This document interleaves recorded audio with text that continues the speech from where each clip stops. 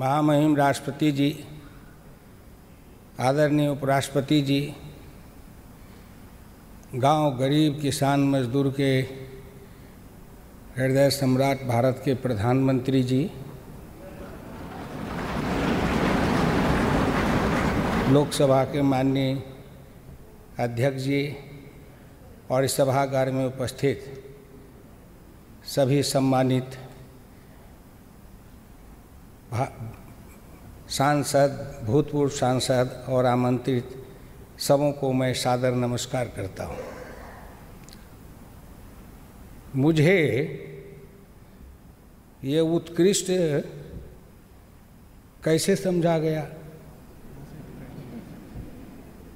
न मेरा बाप उत्कृष्ट, न मेरी माँ उत्कृष्ट, न मेरे खानदान में कोई उत्कृष्ट, न मुझे किसी का अनुग्रह, न किसी का अनुकंपा, न किसी का मेरे पीछे नाम, न मेरे पीछे कुछ, लेकिन फिर भी मुझे उत्कृष्ट चुना गया।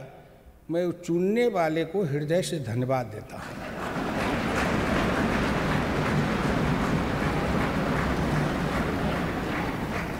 भाई, आपने ये गांव के कीचड़ में से हीरे को कैसे पहचान लिया? अब तक तो कितने पाँव लगे, कितने ठोकर लगे, कितने अपमान सहे, लेकिन जब मैं बैठा करता था तो मेरी पत्नी मुझे कहा करती थी कि आपको कभी उत्कृष्ट सांसद का पुरस्कार मिलेगा, कोशिश करिए। तो मैं कहता था मैं कोशिश क्या करूँगा, क्योंकि वो भी राजनीति में है, वर्षों से सक्रिय रही। हम शंकर पार्वती जी के जैसे संवाद करते रहते हैं। तो मैंने कहा चलो काली माई सोचेगी तो कर देगी। मैं उनकी पूजा करता हूँ, मेरी कुल देवी है। लेकिन जब सिल्लीगुड़ी के एक मजदूर मुसलमान भाई को पद्मश्री की पद्म भूषण का सम्मान मिला, तो उस दिन मेरे मन में ये भाव जगा कि अब मैं उत्कृष्ट सांसद का पुरस्कार अवश्य ले लूँगा।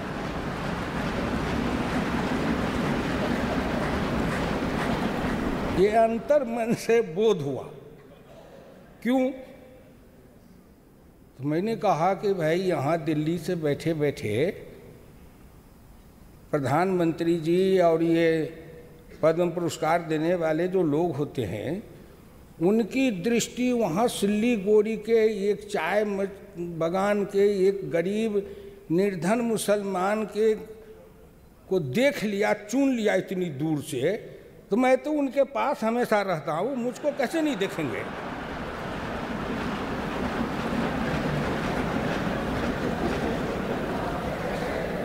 कैसे नहीं देखेंगे? लेकिन साहब, मैं धन्य भाग्यशाली हूँ कि आखिर मुझे देख लिया गया। और आज मेरे गांव के लोग टीवी पर देख रहे होंगे, उनकी छाती कितनी फूलती होगी।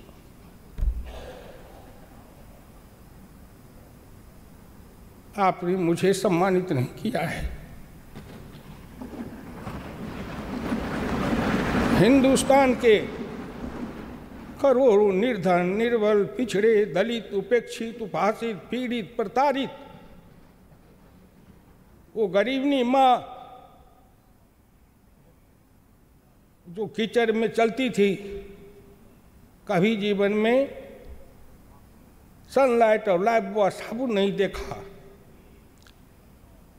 ऐसे माँ की गोद से निकले हुए एक किसान के पुत्र को आपने उत्कृष्ट सांसद बनाया। ये संसद की, संविधान सभा की देन है साहब। मुझे प्रेरणा मिली थी उस दिन जिस दिन नरेंद्र मोदी प्रधानमंत्री बने थे, तो बैठे थे हम घर में, आपस में चर्चा कर रहे थे। ये उत्कृष्ट सांसद के लिए आवेदन पढ़ रहे थे। मेरी पत्नी ने कहा आप भी आवेदन भरवाओ। कृषि समिति के हमारे जो साथी सदस्य लोग थे उन्होंने कहा कि हम लोग आपको वो स्पॉन्सर करेंगे।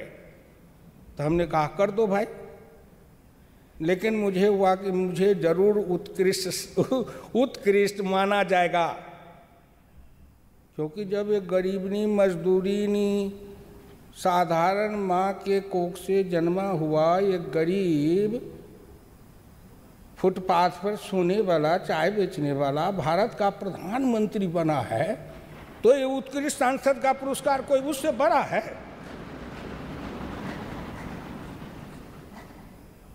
मुझे क्यों नहीं मिल सकता है?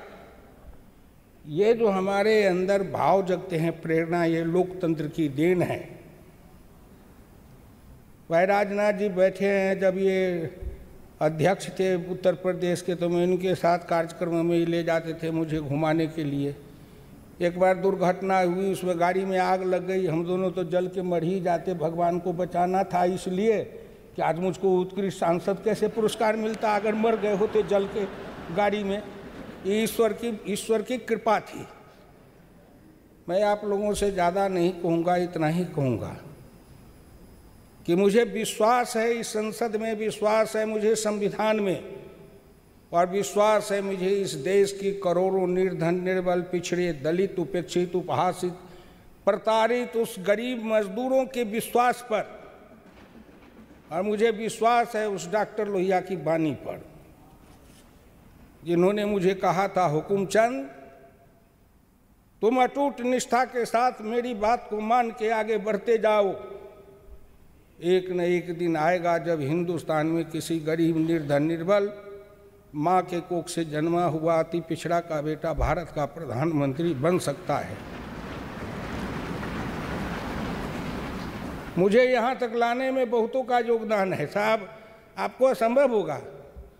मैं तो 1950 का संघ का स्वयंसेवक हूँ, और मेरे उम्र के तो स्वयंसेवक मिलेंगे भी नहीं, क्योंकि मैं 1950 में संघ का स्वयंसेवक बना। और मेरी विडंबना देखे कि मैं संघ का स्वयंसेवक था, रोज दोनों शाम सखा जाता था, और कॉलेज में समाजवादी युवजन सभा में मंच पर से मैं डॉक्टर लोहिया का झंडा लेके चलता था। और न मुझे समाजवादी पूछते थे कि संघ के स्वयंसेवक हो, कैसे यहाँ आते हो। और न संघ का स्वयंसेवक कोई पूछता था कि आप समाजवादी पार्टी में जाते हो, यहाँ क्यों आते हो। दोनों में कोई नहीं पूछते थे। आज़ादी के साथ मैं काम किया।